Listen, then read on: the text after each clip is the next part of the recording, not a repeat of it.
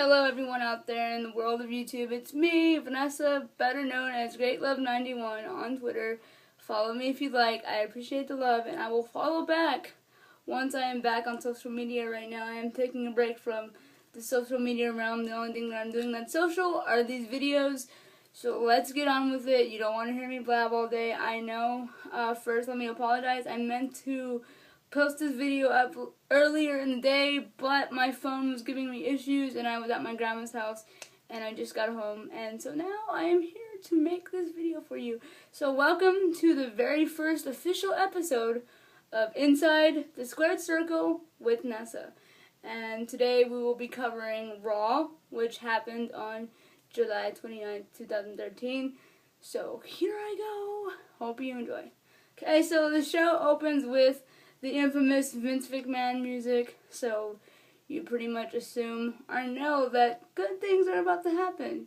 He's out there strutting his stuff like he always does, followed by Brad Maddox. He goes in the ring and talks about how Daniel Bryan is undersized and how Brad Maddox referred to him as a troll, and how he talks about if he wins the WWE title, it will be the biggest disgrace to the title. And he also says that he doesn't want John Cena to win because John Cena runs around and acts like he runs the place and acts that he's bigger than Vince McMahon himself, and nobody is bigger than Vince McMahon. So he says that he hopes that, you know, at SummerSlam they're in the middle of the ring and then a big old combustion happens and they explode into particles and nobody wins and Vince McMahon wins. Obviously, we know that's not going to happen, but by him saying that, I personally believe what he means by that is someone else other than John Cena and Daniel Bryan walking out as champion on SummerSlam. So my prediction is that Randy Orton will be on Vince's side, thus turning him heel, possibly cashing in on Daniel Bryan and winning the title. That's my opinion. I could be wrong, but that's what I see happening. First match of the night, we see The Shield versus Mark Henry and the Usos. The Shield win after a back and forth match, a pretty exciting one. To be honest, the Usos is one of the very few legit tag teams left in WWE, according to my best friend, and I totally agree with him. My best friend's name's Aranya. I totally agree with him. And so it was really good, you know, to see them in the ring. I don't even remember what the second match was, but I do remember we had a match between Fandango and RVD. Great match. It's always fast-paced when RVD's in the ring. However, the match ended by a count-out because Fandango walked away, and then he did his, you know, typical Fandango thing and walked away, and RVD's like, okay. And then I guess we'll move on to my favorite part of the show, the Divas segment, or the Divas match. And believe it or not, there was actually 2 Divas matches for this edition of Raw, and the first one featured AJ and Caitlyn. And of course, I'm not sure if all of you know, but I am a big Team Caitlyn supporter. I have been a supporter since NXT, and same thing can be said for AJ, but I am more on the Caitlyn wagon, I guess you could say. So, of course, I was so happy to see AJ get speared and, you know, get covered by Caitlyn 1, 2, 3. I just wish the title was on the line. That's the only thing that I would want different. So yeah, there was that match, and like I said, it's always a pleasure to see the Divas in the ring, and it always makes me smile. It was actually a good back and forth match, and I'm very glad that this feud is continuing after the match. You know, Dolph Ziggler came out, kind of poked fun of AJ and said that everything was falling apart for her. She screamed in the middle of the ring like she normally does, and it's great to see AJ fall apart, to be quite honest with you. It's funny. She plays a good heel, I'm not going to lie.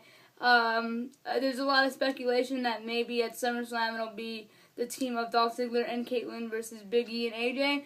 I'm actually hoping for that just because I think it would be kind of funny if Caitlyn aligns herself with Dolph, because I know AJ would hate that. And if anybody watched NXT Season 3, they would know that Caitlyn and Dolph actually had a thing prior to all of this. So it would make sense for the people that have been watching. And let's see, what else happened? Kane versus Daniel Bryan was one of the main event matches. And to be honest, I hate when matches like this happen because Kane and Daniel Bryan are both guys that I love wholeheartedly and support. So I'm always like Team Switzerland, and I'm always in the middle, and I really don't care who wins. Although I would have preferred Kane to win, like I would have, liked it if he would have came back as a monster heel or whatever. And but that didn't happen. I was hoping it would, but it didn't. Daniel Bryan won, which I'm not surprised because he has to keep this momentum up as far as leading into SummerSlam and whatnot. And, you know, Kane is losing his monster feel, which I'm not really too happy about that. He's become like the nice, lovable guy, and I really do hope that he does become a monster heel, possibly following the Buzzards and becoming a member of the Wyatt family. Who knows? I don't know. Speaking of the Wyatt family, they showed up or whatever, and I don't even remember who they beat up, but they beat up someone, and I can't even remember who it was. Really bad on my part. I guess that was something I really wasn't interested in, because admittedly I was changing the channel back and forth between WWE Raw and The Fosters, which is another show that I follow. So if you guys follow that show too, like this video. That way I know that I'm not the only one. Another match that was in the card, which is really cool, was Brie Bella versus Natalya, which is awesome, I thought, because it kind of, gives you two separate storylines for the Divas. On one side you have AJ and Caitlyn, on the other side you have the focus on the Total Divas. They were shown backstage talking about how it was Brie Bella and Nikki Bella.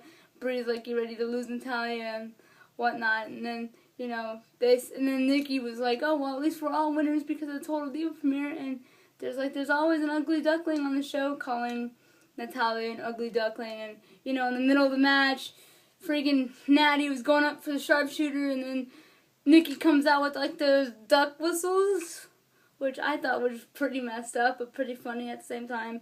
Distracted Natalya, then Brie, got the roll-up 1, 2, 3. And I must say that Brie is looking better in the ring, and it was actually pretty surprising. And it was actually a pretty good, decent timed match, so I wasn't too bummed out. I was actually very pleased with it. Other matches that happened were Wade Barrett and Cody Rhodes. And again, put me in the Switzerland position. I was like, I am more of a Wade Barrett fan, but I don't know what to do. I don't mind whoever wins. Eventually, Cody Rhodes ended up winning the match, which I totally understand because he also needs momentum with this whole Damien Sandow feud. And then there was also a match between, I believe, Alberto Del Rio and Christian. Admittedly, I did not really watch that match at all because I was watching the Fosters, but I do know that Christian picked up the victory as Del Rio was about to go for the cross-arm bar thing, and Christian reversed into a roll-up 1, 2, 3. And I also know that the main event for the night was John Cena versus Ryback, and honestly, I could give two shits, I'm sorry for the language, about that match. I don't really like Ryback, and as you know, I am anti-Cena all the way. And of course, as always, Cena won the match and put Ryback to a table after getting beat down, and all of a sudden he magically gets some strength and he wins the match. And then, before I end this video, I just remembered there was also a Curtis Axel match. I don't even remember who he faced either. Oh, it was R-Truth. He faced R-Truth. Of course, Curtis Axel won. Did the match was there even a winner? Because I know that CM Punk, there wasn't a winner, I don't think. Because CM Punk came out in the middle of the match and started beating down on Curtis, and then, tried to get Paul Heyman, but Paul Heyman ran away, and it just showed, Punk livid, and that was pretty much it. And yeah, the Raw ended, like I said, of course, with Cena coming out on top. As always, not too surprised. I know I wasn't. I mean, were you? Were you surprised? I wasn't surprised at all. And then, Daniel Bryan coming out and, taking the title from the ring keeper, the bell ringer, whatever. I'm sorry, this video's all over the place. I'm not really thinking right now, but he took the belt from him and, handed it to Cena and like took it back from him, raised it up, and then like Bryan was like, "This is gonna be mine," and then John Cena like grabs it rudely and was like, "You have a long way to go." And then of course Daniel Bryan's like, "Yes, yes, yes," and of course the universe is behind him. I mean, who wouldn't be behind Daniel Bryan? Who doesn't respect the beard? Because I know I do. And of course I'm not a Cena fan, so yeah.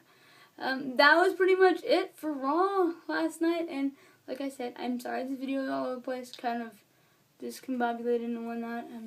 Had a long day today, but that was the very first edition of Inside the Squared Circle with Nessa, so I hope you enjoyed it, and you will see me again, if all goes well, on Saturday for a review for SmackDown.